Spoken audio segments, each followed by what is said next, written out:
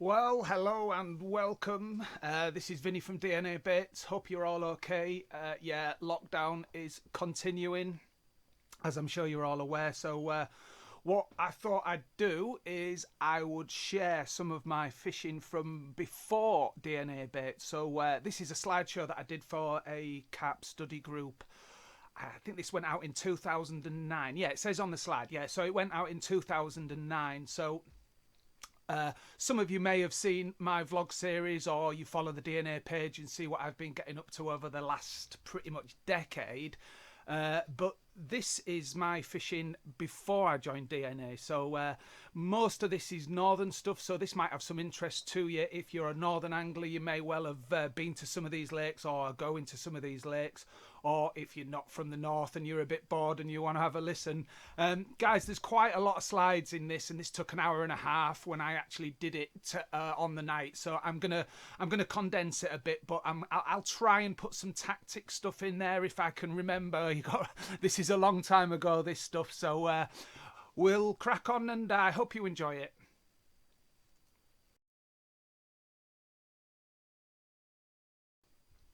Yeah, this slide kind of signifies me as a kid, really. Yeah, it was all about the fishing. This is a family holiday. I think we're in France there. I'm not sure, but most of our holiday pictures are me fishing. So yeah, right. So this is where it all started for me. This is Billy Baker's pond. It's actually only about 20 minutes from my house, but as a little northern water, it's got quite a lot of history for it. It's been around for donkey's years as Billy's, and you'll find that a lot of anglers from my area kind of cut the teeth down there. I like to call it like the Yorkshire Cuttle Mill. It's a lovely little place. Billy's bungalow, actually, his garden went onto the lake. And yeah, it was a great place to learn how to carp fish, and I've got some really fond memories of being down there. I've met some friends that I'm still friends with now, and yeah, I had a wonderful time. But you've got to remember, this is pre-internet, digital cameras, mobile phones. You had to, some of the guys weren't particularly helpful, and I was a young kid, and you had to figure stuff out for yourself. And I some of these videos that go out on the internet now teaching people how to carp fish, I think, if I was starting now, I'd learn so much faster than what I did. Back then, anglers had to learn from the mistakes, and people kind of like from my era will probably relate to that, because there was not a lot. The magazines were out there, of course, but at your fingertips now is, talk throughs, demonstrations, how to cast, how to tie a rig. But yeah, we had to figure stuff out. So kind of like Billy's is where I did my carp fishing apprenticeship. Yeah, so I kind of learnt how to fish for carp at Billy Baker's, and I did about five seasons on there, I think. This is the early 90s, and the good thing about Billy's was, the fish had come in mid-water, you catch them off the top, you kind of learn like a range of tactics on there. Location probably not being one of them, because it was a small lake and it was well stocked. But it was renowned for its commons, and it had a number of 25 plus commons, which in East Yorkshire in the early 90s, there probably wasn't many places where you could actually go and catch a common of that size. And I was very lucky in the sense that eventually, by hook or by crook, I think I caught all of the big ones in there. So yeah, that's the split tail common, just short of £26 on the left. Not sure. Oh, that's the thickhead common on the right hand side on that one. And then the one on the left here is, I called it the parrot head. I'm not sure. I think it was called something else, but I can't quite remember back there. But the one everybody wanted, I got after I'd left Billy. So I was actually fishing somewhere else, and me and a pal decided to go down to Billy's, and because the Chinese was good, to be honest, if I remember rightly, we wanted a special fried rice, so we popped on Billy's, and I actually ended up catching the big one after I was officially fishing somewhere else. But yeah, so that was a really nice leaving present, but thoroughly enjoyed my time on there, and it was a really good starting point for my carp fishing. Rest in peace, Billy. What a lovely old guy he was, and yeah, fond memories. Really enjoyed myself there. Yeah, just as I was kind of finishing on Billy's, I was given this book. My friend's parents ran like an antique bookshop, and they'd got this in, and they knew I was into my fishing. And, you know, I hadn't heard of Savvy at the time. I was just a kid in my early 20s, fishing up north, hadn't heard of it, and what an inspirational book this was. And actually, as I left Billy's, I went onto a syndicate. So I went from a very small, well-stocked lake into a very big, snaggy syndicate. I was probably out my depth, and I'll be perfectly honest, but I started to learn about location, and probably the most important factor in carp fishing is, of course, location. So I moved on to a syndicate for a couple of years. I can't show you any of the pictures from there. It's a total non-publicity lake, but reading this book by John Harry, really inspirational, because John Harry was, by his own admission, was not a top angler, and he stumbled across Savvy and got himself a ticket. And I think I mentioned it in my podcast that I did for DNA recently. John certainly figured it out and became an extremely successful angler down there. So yeah, really inspirational book, and it set me up for my future angling. Yeah, so after that syndicate, I kind of stayed in my area, fished a few day tickets. I put a couple of pictures in there that, like, you know, I've got fond memories of. And one of the day tickets that I got involved with, I fished it for, I don't know, probably best part of a summer, was Woodalls.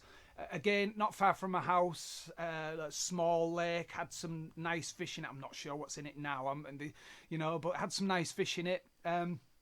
And there's baby football there.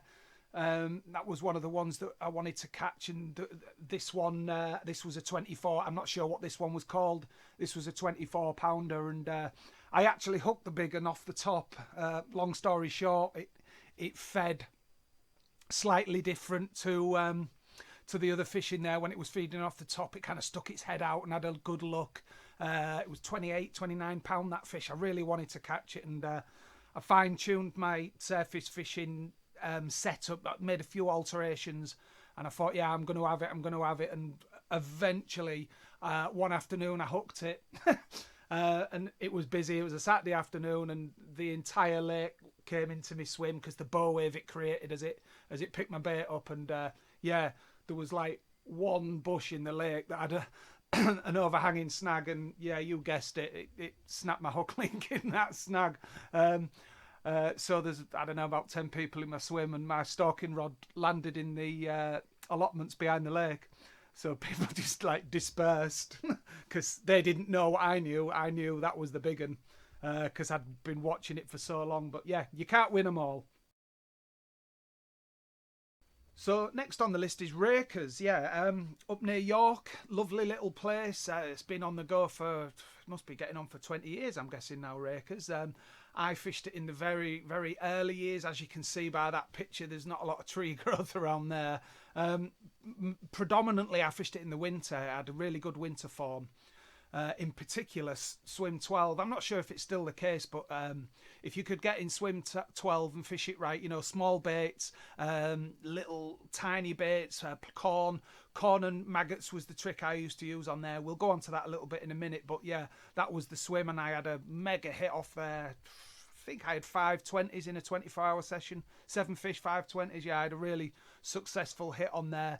But, you know, if you couldn't get in swim 12, there was still options to catch a fish. I mean, I think it was, I might be wrong here, I think it was swim 1. There's like a bowl that the carp have dug out, you know, where they've been churning up the bottom. There was a bowl just off the tip of the island in front of swim 1. And that's the first time I've ever pulled a bloodworm back on my hook when I've cast into there, and that kind of gave me a bit of a, yeah, this is a feeding bowl. This is where the carp have been working. And I had the ghosty out of it, 25, 26 pound, I think it was. Not sure if this fish is still around, but I was told by the owner that it didn't get caught very often, and I caught it in maggots in a bowl that's full of bloodworm. So, you know, you're putting a little bit of thought into what you're doing. Not sure which fish this is. Maybe some of the Rakers guys maybe comment on this, see if this fish is still around. But this was certainly one of the big ones. this was a night whereby the fish were showing and the lake was quiet at the time, and I was moving at midnight because I kind of knew I wasn't in the right spot, and I thought, yeah, it was cold, it's freezing, and so yeah, I moved, and the move paid off because I had one of the big ones. This one just short of £25, I think, this one, but certainly at the time one of the top fish in the lake.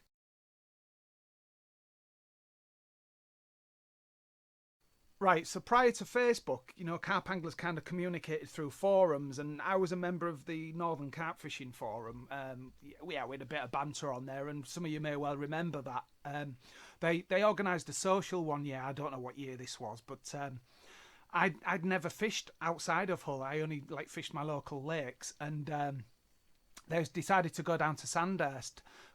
I didn't know anything about Sandust at the time, so we're driving down, and I gave Ad Snowden and Phil Sainty a lift.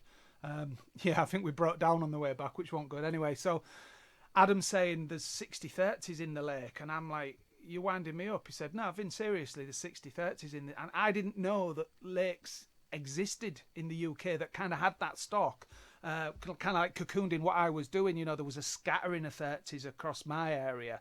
To have 60, it kind of blew my mind a little bit. But what I'd been doing at home at the time, my koi pond had a bit of an issue. It was producing a large number of water snails and blocking my filters up. But I kind of thought, let's give this a go. So I boxed up a load of these water snails, and I took them to Sandust, and I kind of thought, we'll give it a go. And looking at this fish, look how lean it is, and this is a Sandust fish. How much bait that place gets. Clearly, this one ain't a bait eater, and there's no PVA bag. This was just 3 snails, hair rigged and protected with a PVA bag, but no bait in the bag. It was just 3 snails on a bar, and it makes you think. And I had one of the big ones as well that weekend, and.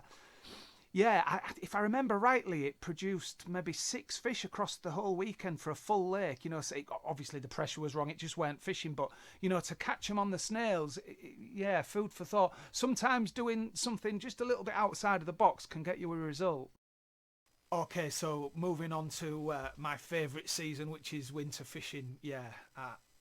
I think it's like the bleakness and the challenge of the elements, or some would say the lakes don't look the best in the winter, but that first light as the sun comes over the trees on a frosty morning, I think it's a real enchanting place to be. And I've always got out and done winter fishing.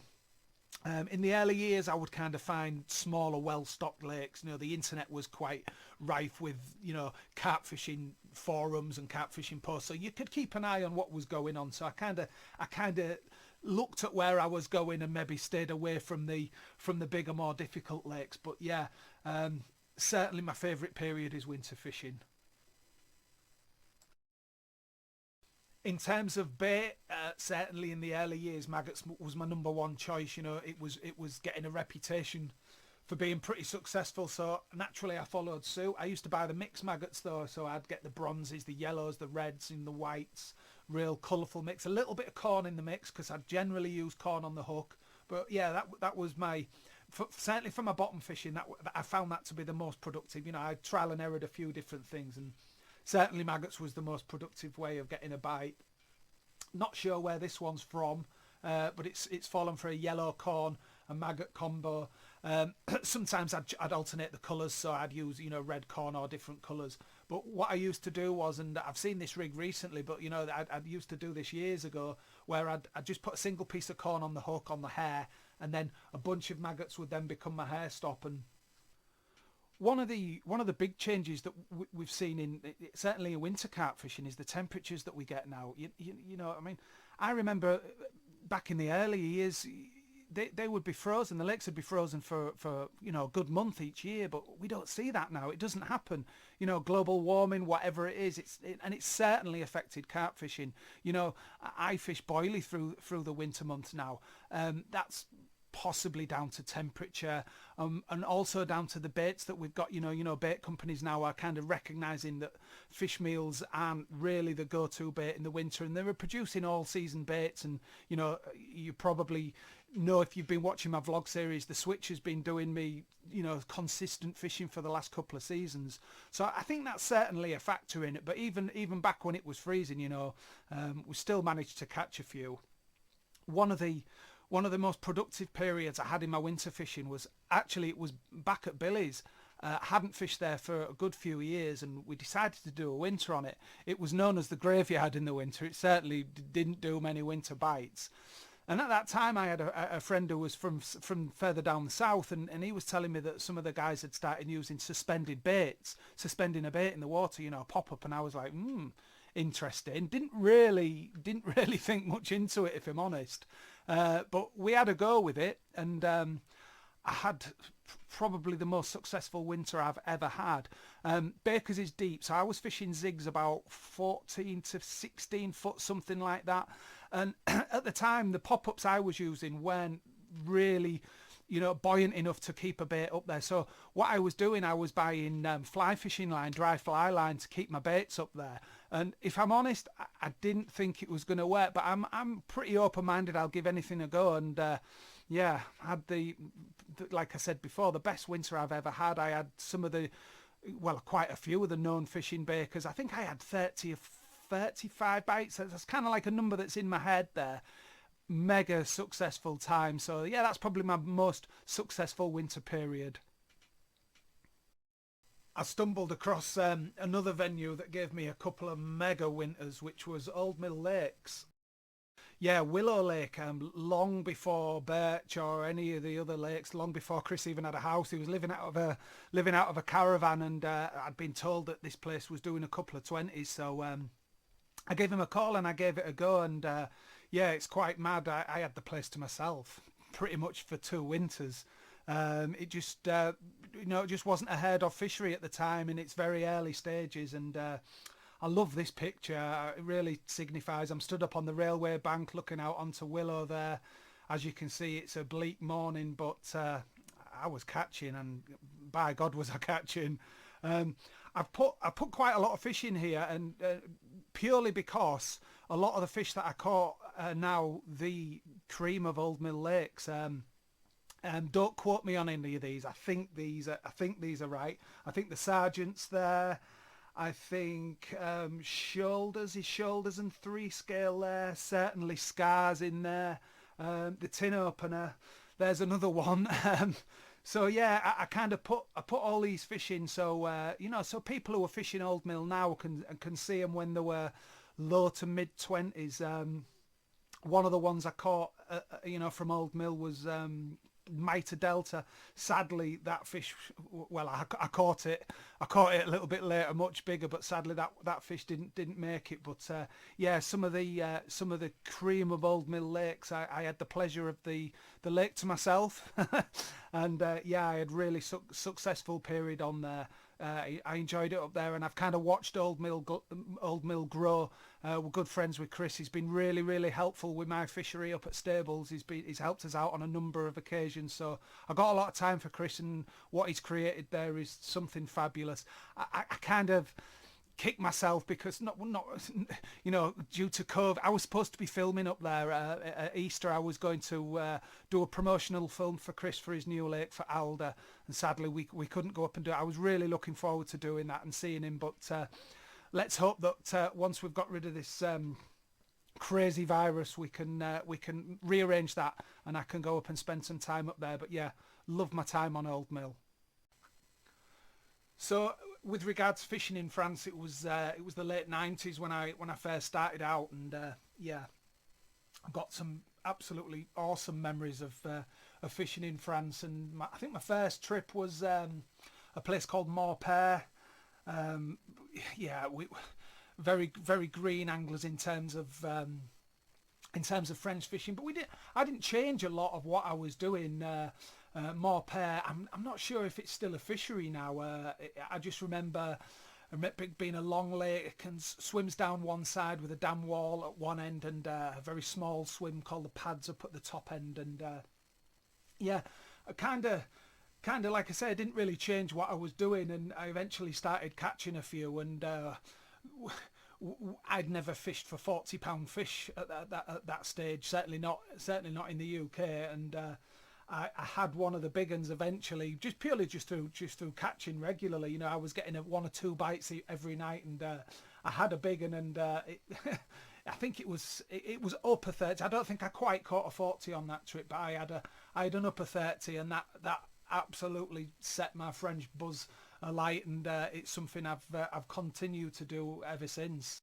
I still get that buzz when I'm preparing my gear for France now, just like I did then. Not quite as bad. At least I get a little bit of sleep before we set off. But yeah, it's still a really exciting time of the year, getting all your gear ready and getting on the ferry and being with friends. Yeah, we've had some really, really good trips, really good holidays. I can't remember all of the venues that I went to in the early years. We went to Lac de Verge, went to Sauvage, one of the Fishing in France venues. So yeah, some good times, and as you're going, you're learning. You're seeing new venues. You know, when you're fishing in the UK, I tend to fish the same venue for a season. I didn't tend to get out. You know, I'd kind of stick on one spot. Whereas France, you're seeing different angling situations, and you're learning as you go. This comment on the DNA podcast that I did recently, somebody asked me what was my favourite capture, and I picked a really strange one. But this comment I had, this is a lake where there were 6 anglers went on the trip. There was 2 lakes. So we swapped lakes halfway through the week. So 3 on one, 3 on the other. And the lake that we got put on, there was a bit of a miscommunication, I think, and it turned out to be a catfish lake. So yeah, not not what I was there for. But on the first morning, I was having a wander around. I climbed a few trees, and I actually found a small group of carp in the lake.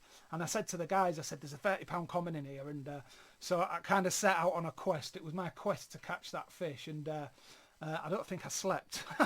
I was just chasing these fish around the lake, and that's just before first light on the last morning. I caught it, and it was 29.14 in the end. So yeah, not a massive fish for your best capture, but I got good memories of chasing that one.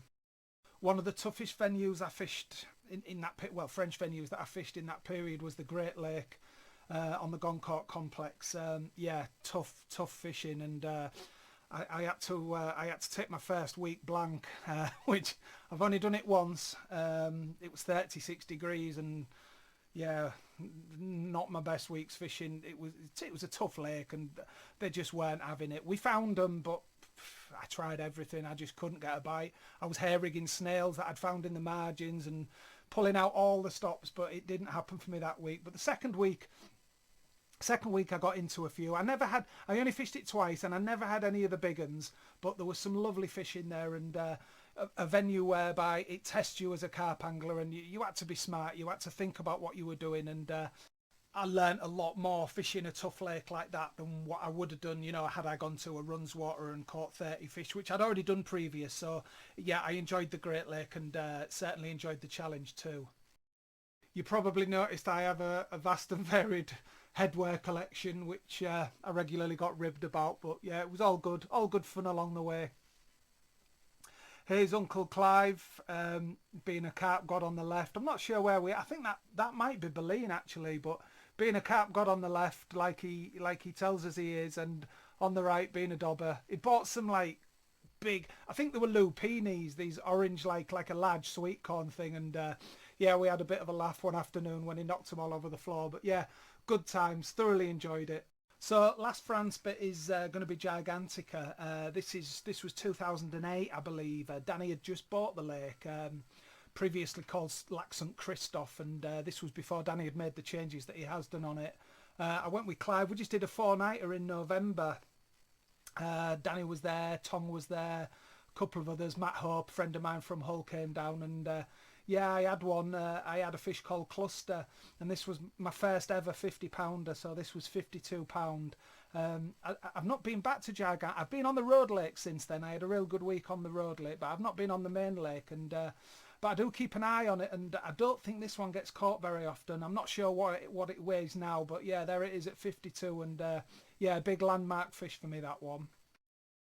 So the final section I'm going to talk about in this is going to be Motorway Pond, well known across northern anglers. Certainly in its heyday, it was one of the top venues that you could get on. It took me a while to get on, but when I eventually did, I enjoyed fishing there. It was a lovely lake. I think the big un had gone by the time I got there, to be fair. As you can see by the structure of the lake, it's kind of like very jigsaw-like. There's all little nooks and crannies and bays. But what I did was I kind of divided the lake into 3 different segments. So, you know, if the fish was in 1, 2 or 3, I would fish it as kind of like a smaller venue and kind of like focus on what I had in front of me. And I kind of picked 1 or 2 swims out of each area of the lake where I would target the fish. Yeah, motorways are an out and out bait water. You know, you had to be on the right bait. And, you know, some of the guys that I saw struggle on there, I think it was purely down to bait. I was on a good bait at the time, and, you know, I got straight into the fish. I started to, you know, get some consistency in my fishing. I was doing kind of 1 overnighter a week. I was working at the car garage then, so I was doing 1 overnighter a week. And soon I kind of got to grips with the place. I kind of had an idea where they would be before I even set off. And yeah, I started to develop some consistency on the water. So this is my favourite motorway picture. Yeah, I'm not sure what this one was called, but I referred to it as the thunderstorm fish because I was fishing out of a swim called the Culvert, for those of you that know the lake, and I got there at tea time, and by God did a storm come in, and yeah, it got pretty nasty.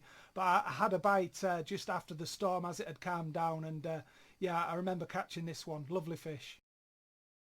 So there were 1 or 2 30s left in motorway when I managed to get a ticket for the place, and yeah, this is my first Yorkshire 30, so this is a real landmark fish. Fishing out of Danny's Point. I'd lost one at tea time and I was absolutely kicking myself, and well, I got the rod back out. I was fishing long out of Danny's right across to the pads in the bay opposite, and the rod pulled up tight again that night, and yeah, it snagged me, did that one, and it was snagged for a while. The line was all knackered when I finally got it in, and somehow I managed to land it. So yeah, lot of memories for this fish, because this was my first proper Yorkshire 30. So yeah, really happy to catch that one. Fish they call single scale. I think it's the biggest fish in there at the moment. I might be wrong, but I'm pretty sure it's still going. But £33 for me, and yeah, happy days. When you start to get to grips with a venue, you know, you start to get some real confidence. You know, I kind of knew my location was good. I kind of had an idea where the fish were. I knew my bait was working for me. So yeah, I got some real consistency in my fishing, and this is a fish called Little Scaly that I had out of the sand swim. That was in November, and then this one here, this is where you're going to have a little scaly. You've got to have a big scaly, aren't you? This is big scaly. Usually a 30-pounder that fish, but a few ounces short for me. But the area of the lake where I got some, you know, real consistency and started having some really good captures was an area of the pond that they call the social area. So there were 2 swims on the social bank, anti-social and social, and those swims sat right up against the motorway. The M62 runs parallel with the lake there, and yeah, I had a really successful period out of these 2 swims, and mostly on a night. You know, for such a weedy swim, normally you wouldn't find the fish in the weed through the night, but they sat in them clear patches, and I was picking them off, and I had a lot of the named fish out of them swims. I'm not sure on the names of these fish, but yeah, it was the end of my time on this lake, and onto pastures new for me. And also it was a new bait company, because the following season, that's when I hooked up with DNA and started my time with DNA baits. So that's the end of the slideshow, guys. I hope you enjoyed it. I hope it maybe relieved a little bit of this lockdown boredom. So yeah, take care everyone, and let's hope we can all get out on the bank soon.